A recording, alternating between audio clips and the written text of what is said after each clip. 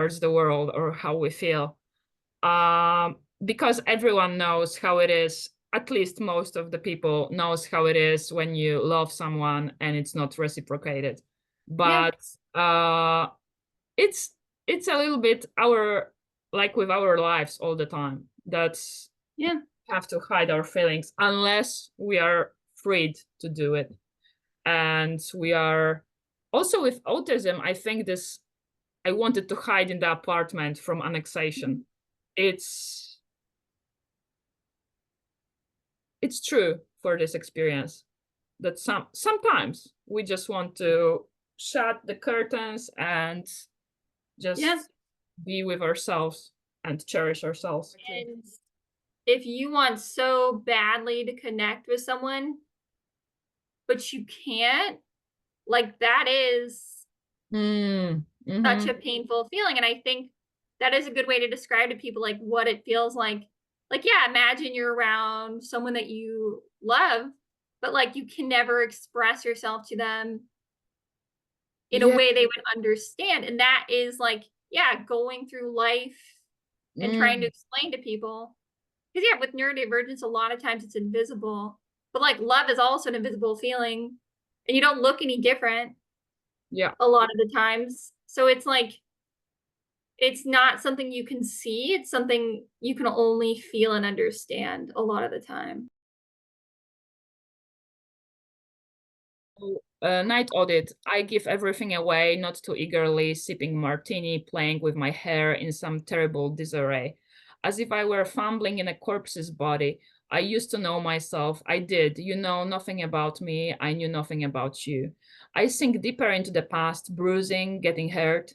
What is life if not a lesson in repaying debts for something that seemed to be given to us as a gift?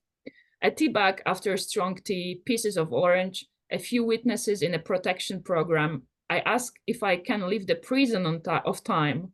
I cannot. I am imprisoned in videos on someone else's phone.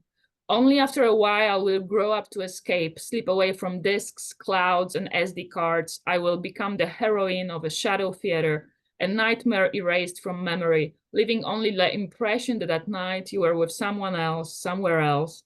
There was not supposed to be closure, and it hangs over me heavily, demanding definitions.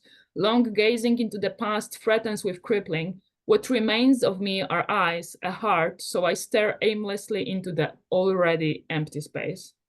Yeah. For me, this one has the most emotion.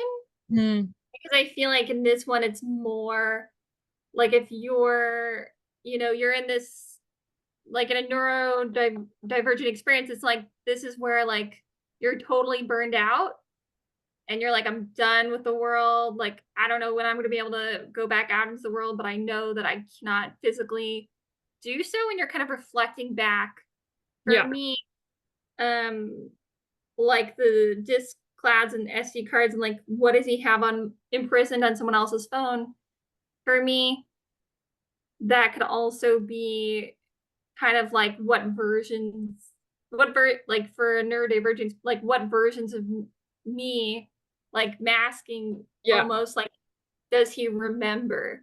So it's like or very people remember in general. Yeah. But I think it's very interesting how it does show how much you remember, because the corpse body is like it's a visceral example, and but it also points to the fact that like, I feel like this one is a lot about kind of masking her, because a corpse body, it's like very foreign to you, but you can also see your heightened senses of like, you do remember a lot of senses and like things from the night. But for you, when you're writing it, like, how did you feel? Maybe I will start with saying that I had insomnia when I wrote this poem. I wrote it at maybe 4 a.m. at night. And it's true what you said, that the senses there was a sensory overload with emotions, with inner world. And that's why it's so dynamic, this poem, that it's pop, pop, pop, pop, pop. And I felt I started to feel hopeful during this poem.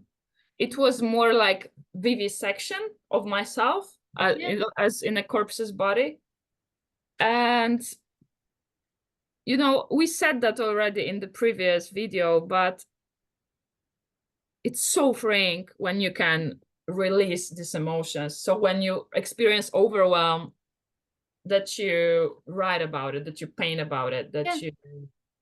So it was my... I use this word often in Polish, that I puked with my emotions, literally. So I didn't have any idea in my mind except expressing myself and expressing this overwhelm that you mentioned. Yeah. Yeah, you can feel like the sadness of like the beginning of like coming back. 'Cause yeah, an audit, you're like reviewing something in the memories, and it's like in the beginning you're like, okay, like reliving it like we do, and you know, the rumination comes at night where you're like reliving a lot of painful Yeah, things. yeah, And then it's like none of it feel it's a feeling of like detachment and then like sadness. Cause yeah, you can feel, you know, I can see that you wrote this. Now that you say you wrote this at 4 in the morning, it's like, yeah, it's one of those like you wake up and you're like overwhelmed by sadness and you're just staring at the wall in the dark and you're like, it's such a hopeless yeah, sense of like you care so much, but then realizing like, oh, like, do they even care? Like what bits of me, like you're up at 4 in the morning thinking about this yeah, and you're like, are they also up at 4 in the morning? And I think going back to the neurodivergent thing, it's like, you know, with masking, you're doing a lot of like scripting and like replaying social scenarios in your head. And you're like, did I do that correctly? Like, what did it? exactly. That's what I wanted to say, that it's also Yeah. this erasing myself from memory of other people. Yeah. And we are all very, very oftenly embarrassed with our behavior or Yeah. with ourselves, or what this person is thinking about me. Like with ADHD, we are super sensitive to other people, and we are people Yeah. pleasers. So sometimes I wake up, it happens oftenly, I don't always write poems about it, but sometimes I wake up at night and I think I would like to have a fresh start. Because especially when you're at a certain age that you have some sort of history, like we are sort of the same age, Yeah. early Yeah. 30s. Right. So I am aware of my neurodiversity right now. But in the past, I was blaming myself for so many things. And I was even acting more weird because I wasn't accepting myself. Yeah. So uh, so sometimes there is, I think Leonard Cohen was singing in one song, I can't quote it literally, but he said something like, change my name. He was asking God, change my name and let me start anew with a fresh new soul that is more calm. And there is this temptation that it's yeah, let's Yeah. let's forget about the past and Yeah. No, post memory. Yeah.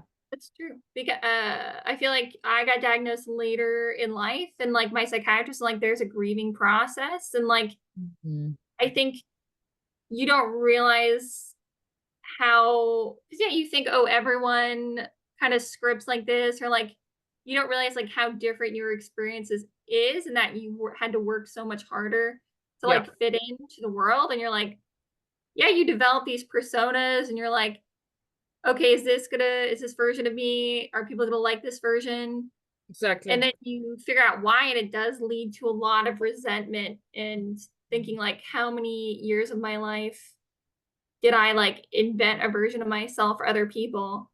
And Exactly. it's like a deep resentment of like, who am I? You know, like who am I on people's phones? Like, who is this person that I created for other people? Like, who am I? It is like an anger and resentment and Yeah, sadness as well. yeah. Yeah. I thought also that these poems are about feeling, Yeah. like learning to feel. And as when you mentioned these personas, especially peer groups in high Yeah. school, university, secondary school, uh, there is big pressure to fit in, Yeah. and we often create these personas, and I'm embarrassed of them because these poems are also about some sort of saying goodbye to the person I was in the past. As you said, it's a grieving process, like this corpse's body. Yeah. And yeah, I feel like I wrote a bunch of poems. They are enough for the whole book of poems. And they are all sort of the speech from the threshold, Mhm. like threshold between the past and the future. And this is grieving. Yeah. Yeah. It's like, growing up, you ask yourself more like, okay, like how do people like want me to be? Like you become a chameleon in a sense.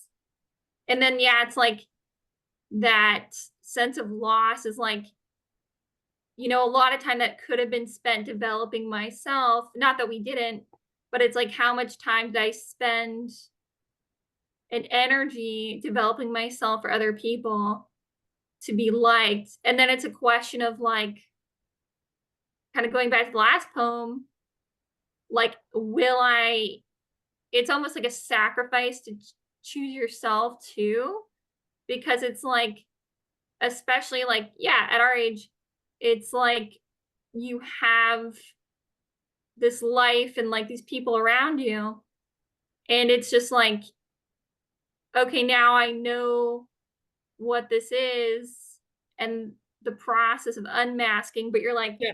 will these people still accept me? I think also regarding this, not necessarily poems, that it's important for me, after years of not doing that, to understand that it's okay to be picky when it comes to your social circle. Yeah. Uh, and at certain age, we start to realize that I don't have to be friends with everyone. I can be friends with those ones who accept me for who I am. Yeah. And this is very freeing. And Yeah. sometimes the experience of love in general can give us courage to believe in ourselves more. It can be romantic love, it can be friendship, it can be, yeah, like Well, role model. it's like loving ourselves gives us courage, but like being genuinely loved by someone for who we are is Yes. so much more powerful than being around a bunch of people that only love versions of ourselves. Mm-hmm. And I think, yeah, like growing up, I'm like, yeah, I had different versions of myself for every friend group. And I'm like, yeah, I would cut off like metaphorical pieces of myself Yeah. for different groups. I'm like, oh, they wouldn't like that version of me. So I'm like, we'll just cut that piece out, and it's like, eh, it's very much like but yeah, going back to the corpse metaphor, it's like also that looking back at me like that version of me is dead in a good Yeah. or bad way. It's like also saying like, yeah, that person of me doesn't exist anymore.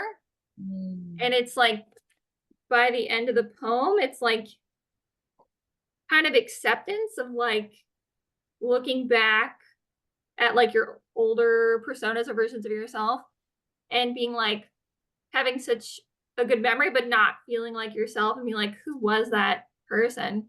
But then also at the end, you're like, well, I am me, even if I'm alone and it's painful at right now. So that is, I think, hopeful towards the end that like Yeah. you're letting yourself feel the pain Yes. fully. Yes. It's so important.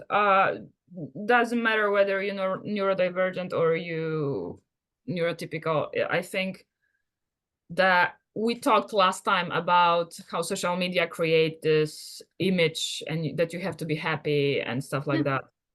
And I think it's so difficult nowadays to experience pain Yeah. and accept yourself when you feel pain, or not be afraid to go through painful situations. Because, yeah, it's obvious that life is not only bright and in rainbow colors, but it's also Yeah. a lot of gray and a lot of black. And all my poems are some sort of acceptance of this fact of not being able to enjoy life to the fullest. And I have to tell you that I like this sadness. I Mhm. like such sadness because it's true sadness. It's not that I'm self-pitying or I'm sorry for myself constantly. It's just like just feeling. And feelings for us are big. Uh, Yeah.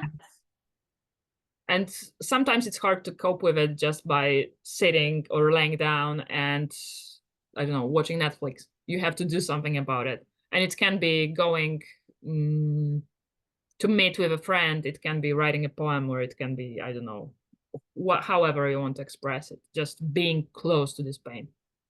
I'm interested to know, how has your poetry process changed? And have you shared more poetry now that you kind of know about your neurodivergence? Like, how did that kind of change your Mm, artistic experience? that's a good question, because I feel less shame and I'm not afraid to speak about things that might be inconvenient for others. Mhm. Like, yeah, I want people to know my experience and my sensitivity towards the world. And before that, I was much more troubled and much less accepting myself. So now it's like, it's me, it's part of me, it's metaphor. It's not literally my life, but even if it's imagination, or I'm also a vocalist and I write I'm a songwriter, Mhm. more not a songwriter, but writer of lyrics. Uh, and I always make up stories, but this is my imagination. I don't have to be ashamed of that. And I don't care that much about people thinking, what is she writing about? Some romance, or,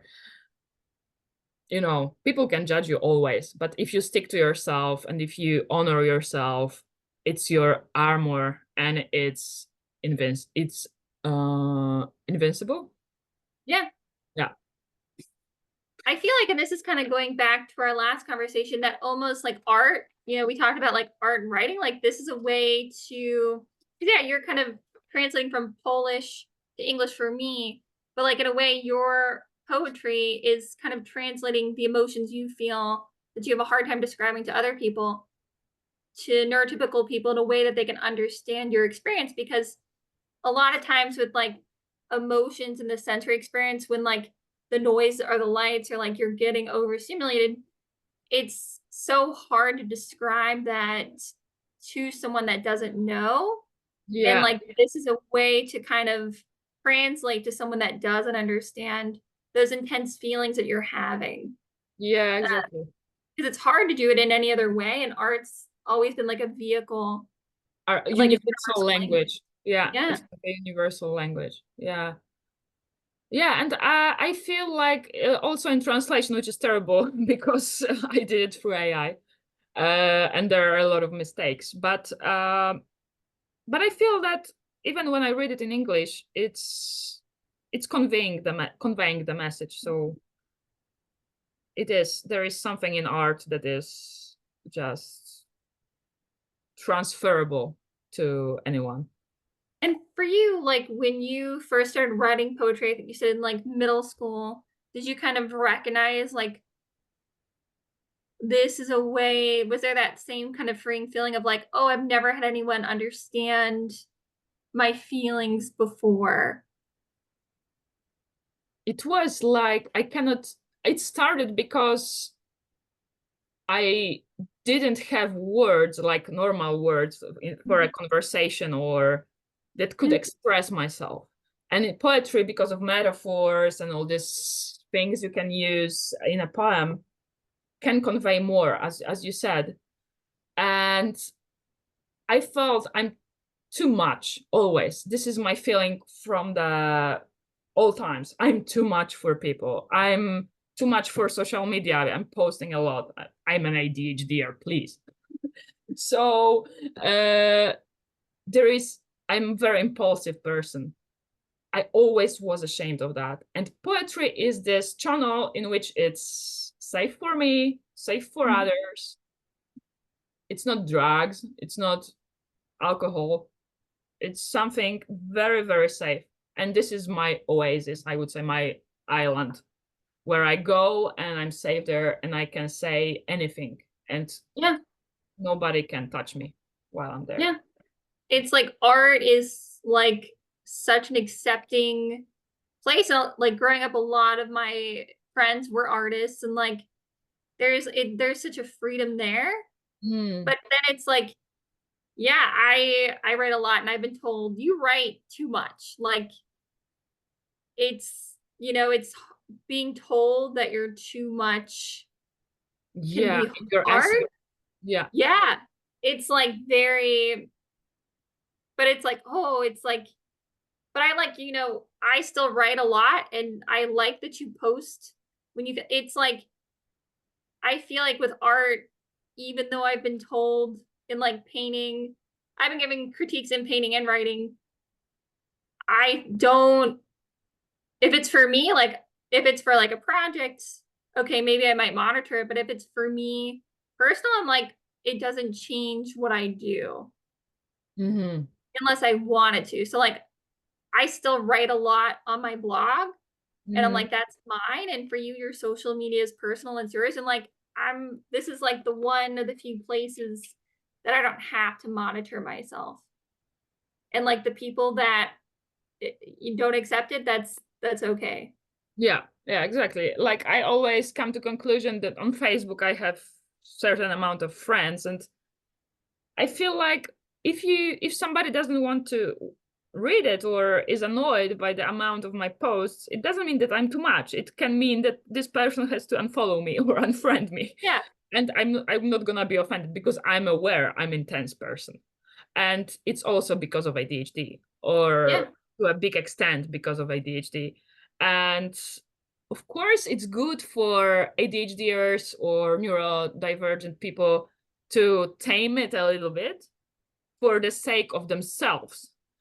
And their relationships, we have to function somehow in this world. But let's not kill it, because we can sometimes go to a cave and cover ourselves in our inner world, and this is dangerous as well. So it's good to find this balance, and yeah, art is an amazing tool to learn to love yourself as you are, and that you're not too much. Maybe you're just a great pottery maker that is undiscovered yet because you too much. That's your asset in some fields. Yeah. I feel like, you know, with art, there's not, you know, in other fields, there's like, oh, like there's certain standards, but in art, you create your own standards and it's acceptable. Yes. It's not like bookkeeping or something. Yeah. It's not accounting. I guess people do creative accounting, but it's not. I was like, you can get creative in that, but no, you shouldn't.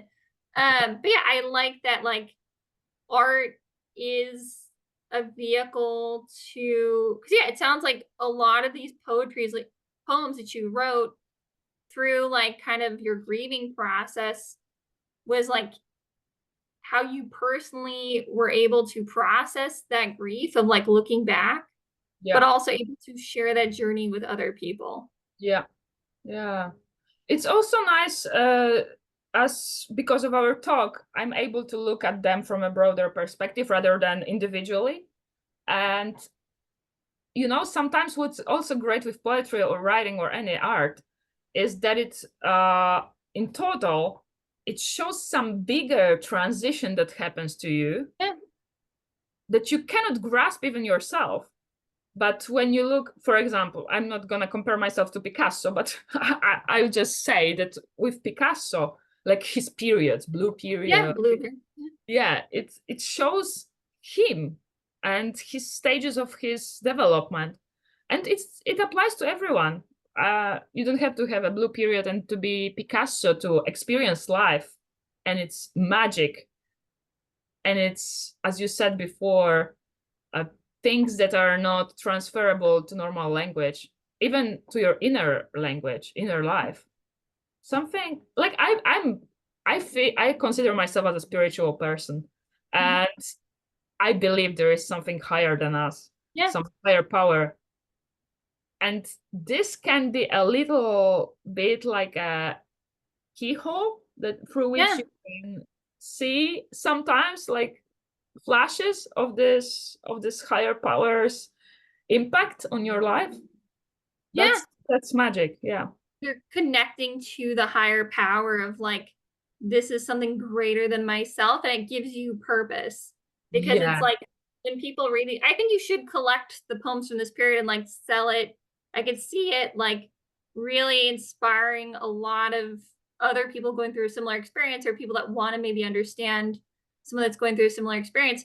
Because it does in a very beautiful way that anyone could understand, like describe like the sadness that comes with realizations. Yeah, it's like being neurodiverse is an unrequited love. Yeah. And it's like you're going throughout the day there, but not there. Yeah. And like mourning the past versions of yourself. Like that's very powerful. And it's something like I connect with someone that's gone through that experience. And I feel like brings people that feel really isolated and be like, okay, like someone feels the same way as me. So it like not only helps you process it, but helps give other people words to process what they're experiencing. I also thought when you said that about Sylvia Plath, and reading I don't know how her most famous book is called in English. The Belter? That might not. The Glass something? The Glass Belter. Ah, okay. Yeah. So I read it recently. It's a classic book, but I never was drawn towards it. And I read it recently, and it's enormously painful and enormously sad. And it's about her dark times and dark side of her. And she was so lonely and so isolated. And she wrote about it. And reading her, I've also experienced dark times in my life. I felt so much connection to this woman, even though she's long dead, even though she felt so lonely writing that. She had no idea that somebody else could connect so much to her, and that no one is really alone in this life, because somebody else on the earth right now is crying from loneliness, and you could have a joint experience of being lonely. Yeah. And it's amazing that your art is eternal. So like hundreds of years from now, like someone could pick up your book and be like, wow, like this person, even though times have changed so much, like since Sylvia Plath wrote that, like you were still able to connect to that now. So it's like feelings and emotions are timeless. Yeah, exactly. Oh, exactly. Yeah, I really like this words. Yeah. And also, the fact that feelings and emotions are timeless, you can see it like in a great literature that, for example, Anna Karenina by Tolstoy. I read it as a teenager and I was so amazed by the richness of it. And it's in so old times. And it's a beautiful that human experience doesn't change that much, even though from the outer perspective, it's completely different. We are just, in our essence, we are human beings and we are timeless. Our essence is timeless. And when you look at, there are a lot of neurodivergent writers, or they suspect, like Jane Austen, Virginia Woolf, Emily Dickinson are all thought to be neurodivergent. They can't go back and test them, but it's like seeing how people dealt with it back then too. You Mm. know, it's like, how did women in the past, because now things are more getting better, but it's like inspiring to read about them and be like, okay, like their work is how they share their experience and like it makes you feel connected to them. And Also, it's just like, yeah. yeah. Also with Jane Austen, I'm always amazed um, how her eye for the detail for human Yeah. behavior. And I guess she wouldn't be able to do that if she was neurotypical, Yeah. because we can sense a lot of things. In contrary to the popular fact, the popular stereotype that we don't feel feelings, we can't read feelings or things like that. But it's not true. We can see much more because we are so sensitive to the, to the external factors. Well, it makes sense actually that there are a lot of great autistic female writers because when you think about it, women have to mask so much. And to do that, like we all have to become great observers of human behavior Yeah, and human nature. So we yeah, spend more time than the normal neurotypical person in like, okay, like how can I blend in and match their movements? We become experts at yeah, that. Yeah. yeah, yeah. It's I think we made a circle and came back to the thing that you said about personas, that Yeah. create our personas. It's like creating a heroine or hero from a Yeah. book.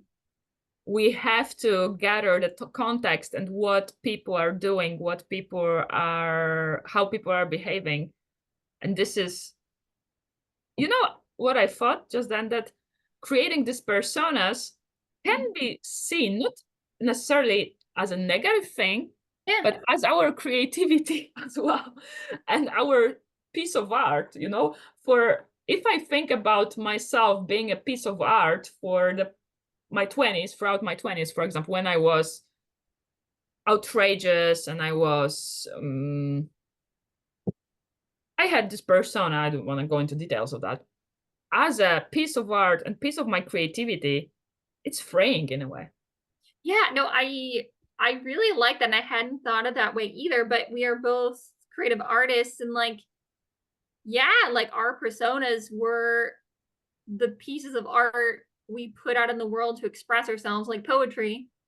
Yeah, It's like there are different versions of it, but it's all us, but it's like we curate it and like looking at it like, yeah, it was a living art piece that yeah, we wanted people to enjoy. And there yeah, are aspects of it in our that are ourselves. And it's like appreciating that like we did create that mask. You know, it's like we can take ownership of it and maybe, internally it's like we still kind of like are the artist behind the art, but it's still something that we put out for people to try and understand us or to like bridge some sense of understanding. yeah, exactly, exactly. Yeah. That's I like our conclusions. Yeah. No, Uh, it's mhm. very, yeah, I like the progression of like kind of, we're accepting going through the grieving process, but accepting like, hey, like that's part of our journey. Yeah, exactly. Like me on SD cards of other people's cameras Yeah. doesn't necessarily has to be erased. It will never be erased. I can just shift my perspective of looking at it. Yeah. Actually, it made me think of a photography project. And that made me I was like, yeah, we've got some like personas. But yeah, like putting together a collection of pictures of the personas and being like, what was the mask we curated? Because it's still parts of us. And like that'd be a fun art, Yeah, like all the exactly. pictures of like the outfits. Cause yeah, I had my own style. And like why did we create the mask in that way? Because yeah, it's like a walking art piece and like why we put it together that way because it was put together with love. I think with masking we didn't, we put it together for the benefit of like those around us to understand us, so a lot of love goes into it. Yeah, exactly. Ah, that's beautiful. I like Yeah. the hopeful perspective on everything. I think, yeah, it's good. It's good to look at it from this perspective. Yeah.